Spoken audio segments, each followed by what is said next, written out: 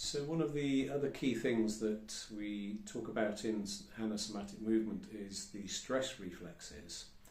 And what are they, and how do they show up, and what can I do about them? So the stress reflexes are the way that the body responds to the everyday stresses and strains of everyday life, particularly modern life. And Thomas Hanna identified that there was three main ways that we do this, and then he invented a series of movements that help us to counter those effects so that we can free ourselves up to move and feel better with less pain and stiffness. So I thought I would give you a demonstration and give you the opportunity to experience it for yourselves, and you can maybe, as you do each of these three, see whether one of them is particularly habituated in your body. Does it feel more familiar, and therefore you get an idea of what's happening and why you're holding yourself in a particular way, and maybe why problems are happening in how you hold and move yourself.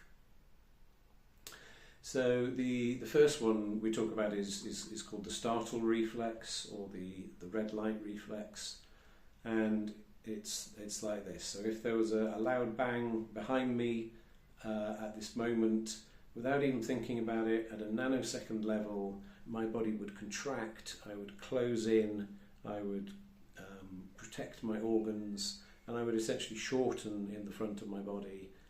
And my head would go forward, so I'd go into this forward head posture. And that's all well and good if there's a dangerous animal or something like that I need to protect myself. All mammals have this way of protecting their organs, but the trouble is that in modern life, the things that trigger this are simple things like sitting down, driving, using a laptop, or particularly using a mobile phone where we're bent over and we're really shortening the front of our body. And if we do this all day long, it gets to the point where we end up with our old age posture, the myth of aging. Thomas Hanna talks about that we end up with this stooped over posture with the heads forward, and we can't even stand up straight. And if you get into this position briefly, just to sort of experience it, notice that your weight really comes onto the inside edges of your feet as well. So let's breathe in, bring the head back, come back up. So yeah, when you're in that position, it's kind of quite hard to breathe, and it can all feel a bit hopeless, and it's a kind of fairly depressive energy to that when you can't find length in the front of your body. And then the other one is kind of the opposite. So if you're a very go, the opposite of depressed is the solution is to stand up straight. So pull your shoulders back. That's the classic thing. Pull your shoulders back. A million things to do. To-do list as long as your arm. Go, busy. We call it the action reflex, or the green light reflex.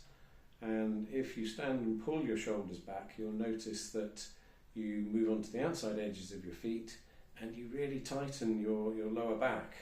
And this is where so much of the lower back pain comes from in our society. So many people, it's estimated that 80% of people in modern society end up with lower back pain.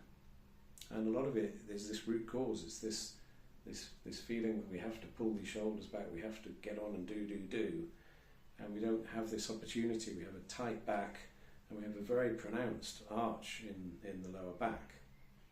And we are meant to have like a natural S-curve in the spine to absorb shock. That's what it's there for. But a lot of us end up with a really arched lower back, which makes it very uncomfortable, and actually it doesn't serve us well. So again, there's movements we can do to help to release, and you can't do it by forcing. It's all about gentle, slow unwinding of the tension to release that off. And then the third reflex that we talk about is it's called the trauma reflex, because it's often when we've had an injury of some kind on one side of our body. We might have sprained the ankle, we might have broken the leg, and what happens is we move our weight away from it, so we also call this the avoidance reflex. So you're avoiding putting weight down that side of your body, and what you're doing is you're making the other side of your body work quite hard. And that's fine for the 6 weeks it takes for the muscle or the bone to heal, but what happens is that can get stuck in the brain. So this is very much an education for the brain, this process. It's about learning new habits. And particularly here, you can end up spending 30 years walking around with more weight down one side of your body and not realising you're doing it, because you've created that habit and there's been no mechanism to bring you back to centre. And so for this reflex, we work with the sides of the body to release the sides where the tension is typically held, and that helps us to rebalance. A lot of people have this habit of sitting across into one hip or holding a baby on one hip, and it feels easy and familiar on that side, and it can feel almost impossible to move the weight to the other side. So we learn to work with this reflex to even out the two sides so that the weight then becomes a bit more even in the feet. And you might experience this as feeling more weight down one side into one foot, or maybe the weight is in different places in the bottom of the foot. So those are all clues as to the different reflexes and how they work and what we can do to identify them, and then come to somatic movement class, try some of the videos on my channel to see how we then unwind those particular patterns and help you to move and feel better.